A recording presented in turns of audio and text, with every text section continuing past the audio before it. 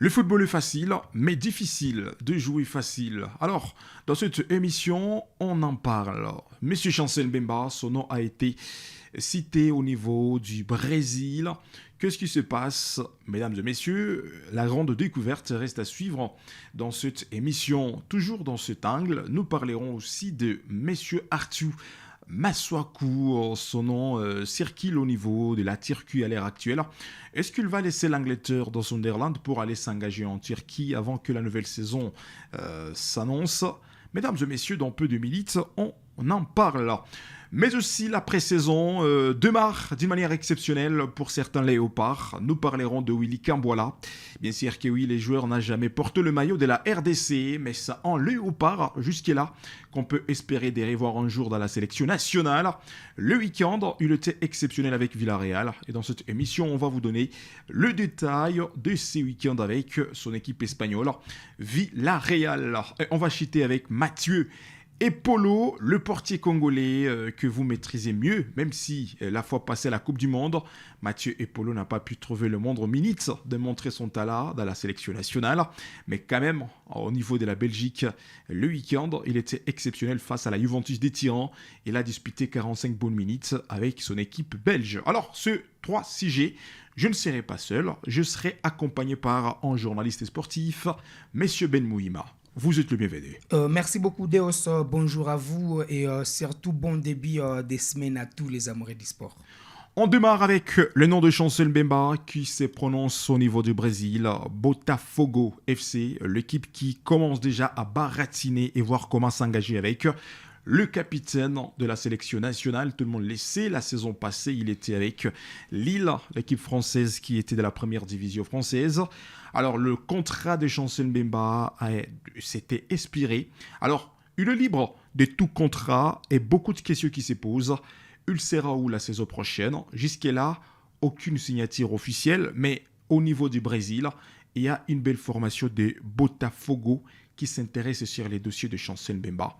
Pensez-vous que Chancel Mbemba acceptera l'offre de Botafogo, l'équipe brésilienne? Je vois très mal certainement Chancel Mbemba rejoindre les championnats brésiliens de première division.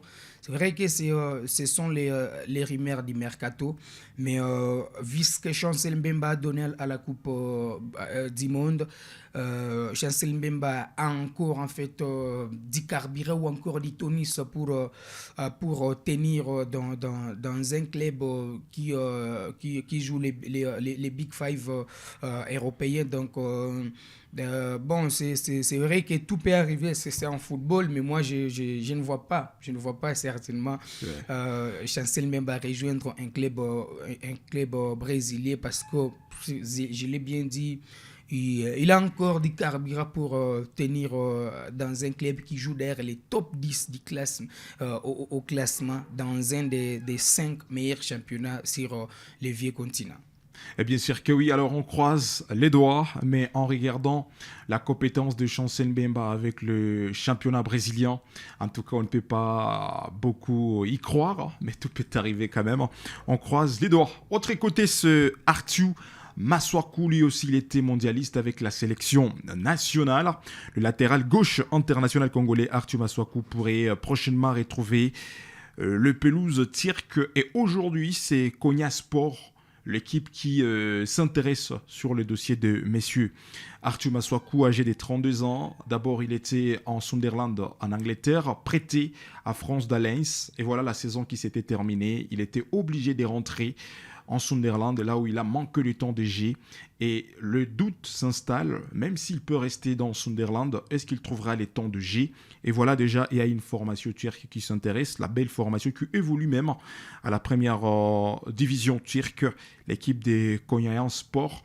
Pensez-vous que ça sera un meilleur choix si seulement si Arthur Masuaku choisit Konyahan Sport, une belle formation turque? Arthur Masuaku, c'est un joueur qui était en difficulté avec la formation de Lens. Il est parti à Lens pour relancer sa carrière. Malheureusement, il n'a pas convaincu les dirigeants du club pour lever l'option d'achat. Il est revenu dans la formation de Sunderland. Pour moi, son départ dans la formation de Konya Sport serait pour moi un choix judiciaire parce que je ne vois pas sérieusement Masuaku est très régulier avec la formation de Sunderland en première division. Et cette Coupe du Monde qu'il a réalisée avec l'équipe nationale, la RDC, je pense que ses prestations pourront permettre aux Congolais de trouver un club qui lui donnera confiance afin de jouer régulièrement. Bon, c'est vrai, je l'ai dit récemment que ça ne bouge pas certainement côté congolais pendant cette période de mercato. Il n'y a que beaucoup de rumeurs pour certains joueurs, peu d'officialisation. Donc, je croise les doigts pour voir la fin de cette fenêtre du mercato. Le latéral gauche de la RDC, âgé de 32 ans aujourd'hui. Et pourtant, la CAN 2027 engagera peut-être une nouvelle génération côté RDC parce que durant la Coupe du Monde, on a essayé de voir le changement côté Sébastien Desabre. En certains, Steph Kapwadi, il était là, accompagné par l'équipe nationale congolaise. Est-ce que la place de Arthur Masuaku, âgé de 32 ans, reste certaine en regardant le projet qui reste devant la sélection nationale, surtout la phase éliminatoire de la CAN 2027. C'est un cadre de cette équipe nationale. Ouais. Et il a réalisé une Coupe du Monde qui est jusque-là irréprochable selon moi. Ouais. Masuaku a été parmi les joueurs qui ont répondu aux attentes du public congolais dans la dernière édition de la Coupe du Monde. D'ailleurs, passer sur les premiers buts de la RDC dans l'histoire de la Coupe du Monde, passer sur les buts de Yohan Wissa. Donc pour moi, il a encore sa place parce qu'il a été irréprochable dans la Coupe du Monde. Et moi, j'ai aimé comment Masuaku et Joris Kaimbe se sont départagés les minutes dans cette compétition. Ouais. Je pense que personne entre les deux ne pourra se plaindre qu'il n'a pas bénéficié des minutes dans cette compétition. Donc, il a fait sa Coupe du Monde et il a encore sa place dans cette sélection, bien que après cette année, il faudra commencer à préparer la relève vu déjà âge. Beaucoup de joueurs sont déjà trentenaires dans cette sélection. Il faudra maintenant commencer par la lessive pour permettre aux jeunes également d'intégrer la sélection nationale. Bien sûr que oui, Arthur Masuaku jusque-là, on ne sait pas s'il restera en Angleterre pour aller s'engager en Turquie.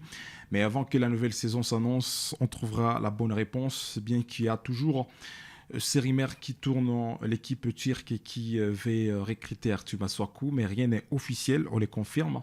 Les jours à venir, on trouvera la bonne réponse. Alors, on peut aussi parler de la deuxième page dans cette émission, la pré-saison de certains léopards avant de démarrer la nouvelle saison 2026-2027. On peut commencer avec le jeune joueur qui était en difficulté la saison passée. Il a même réalisé une saison blanche à cause de l'enchaînement des blessures. Willy Kambwala, le défenseur central de Villarreal.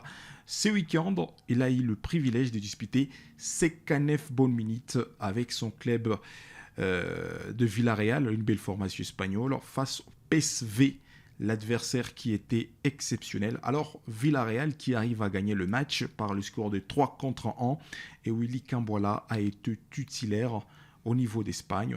Et je suis en train de voir, Willy Kambwala, il joue le même poste avec Chancel Mbemba.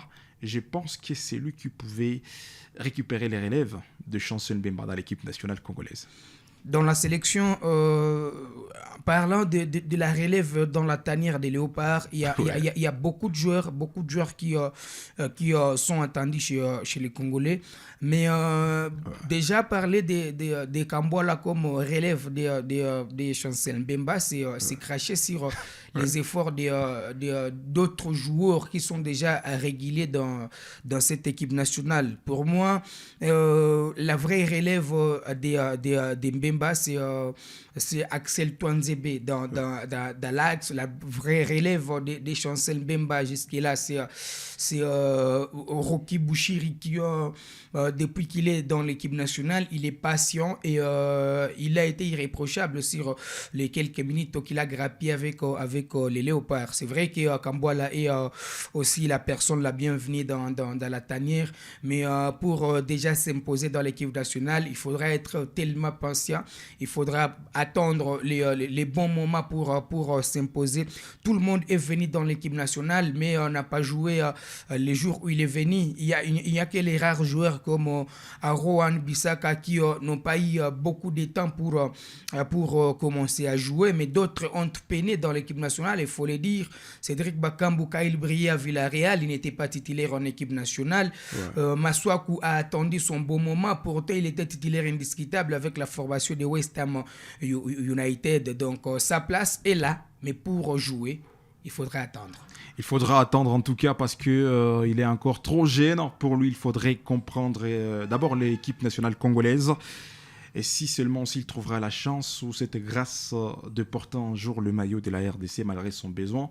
Parce qu'à l'heure actuelle, jouer dans l'équipe nationale congolaise n'est pas du tout facile. On peut terminer avec la préparation de Mathieu Epolo. Lui aussi, il était au rendez-vous ce week-end avec son club Standard de Liège au niveau de la Belgique. Il a disputé 45 bonnes minutes de la rencontre. Il était le gardien titulaire à la mi-temps. Après la pause de 15 bonnes minutes, son entraîneur a été obligé de changer pour mettre un autre portier. Et c'est le deuxième portier des Standards de Liège qui a encaissé l'unique but que la Juventus des Tyrans a marqué l'équipe des Standards de Liège. Mais au niveau de la première partie, c'était 0-0 car les Congolais étaient dans la case de son club. Mathieu Epolo n'a pas pu trouver la chance de montrer son talent à la Coupe du Monde. Tout le match que les Léopards ont joué à la Coupe du Monde, Mathieu Epolo était sur le banc de touche. Et pourtant, avant la Coupe du Monde, il était exceptionnel. Et voilà, après la Coupe du Monde, il continue toujours à montrer sa suprématie. Je ne pense pas que la phase éliminatoire de la CAN 2027, Mathieu Epolo trouvera la chance d'être le gardien titulaire côté RDC. Il faudra attendre son temps. Dans l'équipe nationale, il faut respecter la hiérarchie et je pense que c'est un jeune qui est conscient, c'est un jeune qui sait respecter les procédés pour être titulaire avec les Léopards seniors. Lionel Mpassi a été irréprochable dans la Coupe du Monde. C'est par ici que nous bouclons cette page d'information sur votre meilleure chaîne sportive KMP. Abonnez-vous, partagez le lien et si vous avez des questions à nous laisser, faites-les dans les commentaires. On sera ici pour vous lire. Le football est facile, mais difficile de jouer facile.